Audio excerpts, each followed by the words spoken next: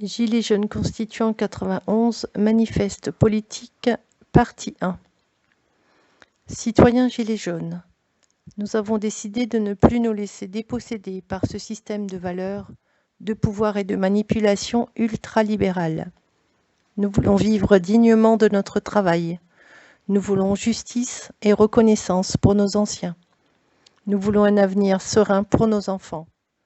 Nous voulons vivre dans des communautés solidaires, participatives et écologiques qui respectent la nature et la vie. Nous sommes des hommes et des femmes qui avons décidé ensemble de ne plus vivre à genoux et de refuser d'être instrumentalisés ou marchandisés.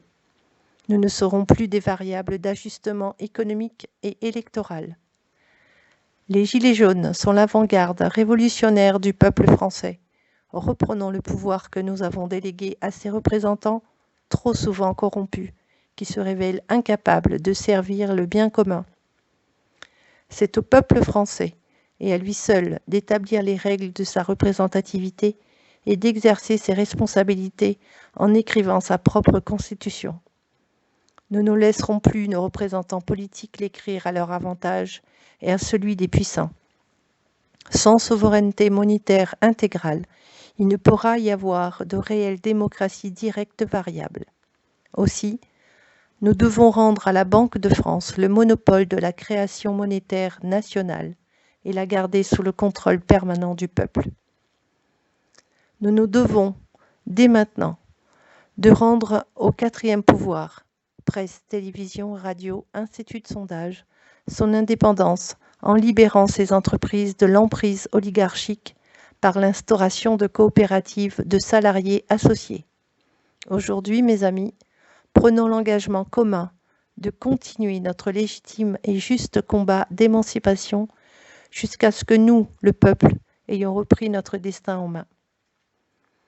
Partout où nous sommes, ne cédons pas aux tentatives d'enfumage et de récupération politicienne et syndicale.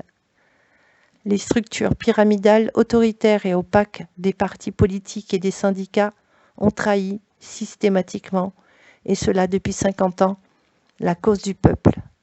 Ces structures font partie du problème et ne pourront donc pas contribuer à sa résolution tant qu'elles resteront sous ces formes d'organisation. Amis Gilets jaunes, syndiqués et encartés, vous qui formez la base de ces syndicats et partis, il est temps d'y instaurer la démocratie directe et intégrale. Il est temps que vous imposiez dès maintenant mandat impératif et les audits permanents des finances et du travail de vos représentants par des commissions tirées au sort parmi la base. Vive la Constitution écrite par et pour le peuple français. Force et honneur, on ne lâche rien. Gilets jaunes constituant 91, manifeste politique partie 2. Notre ennemi. À la question de qui est notre ennemi, nous répondons que notre ennemi premier est l'ensemble des organisations financières et spéculatives, ainsi que leurs ramifications dans les médias, les ONG, les think tanks, les groupes de pression et les lobbies d'influence. Nous constatons que la domination totalitaire de notre ennemi repose sur 4 piliers. Premier pilier, le monopole de la création monétaire aux mains des banques privées. Deuxième pilier, une dette illégitime, irremboursable et en continuelle augmentation. Troisième pilier, le formatage de l'opinion publique par le contrôle oligarchique des médias de masse, des industries du divertissement, des instituts de sondage et de certaines ONG pour promouvoir l'idéologie mondialiste, marchande et libérale. Cette entité, travaillant à la destruction des principes moraux et éthiques à l'intérieur de la société et des frontières à son extérieur, au nom d'une prétendue marche vers le progrès et la modernité. Quatrième pilier, la Constitution, la loi au-dessus des lois, écrite par ceux qui devraient la craindre, nos représentants politiques. À la question des buts matériels de notre ennemi, nous répondons maximisation des taux de profit et élargissement infini du domaine de la marchandisation. Ce totalitarisme financier et mondialisé est l'ennemi des Gilets jaunes, des Français et de tous les peuples souverains. Il ne s'arrêtera pas de lui-même, et il finira par nous plonger tous dans un chaos social et écologique absolu, dans sa course folle au profit, portée par les valeurs du matérialisme, du consumérisme, de l'individualisme et du politiquement correct.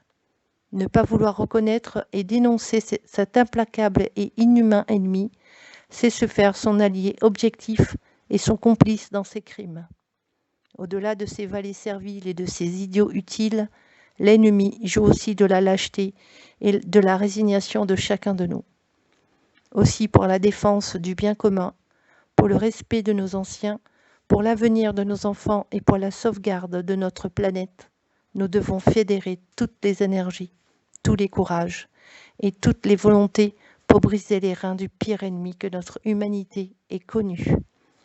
Dans ce conflit titanesque, il n'y aura pas de place pour la modération et la neutralité.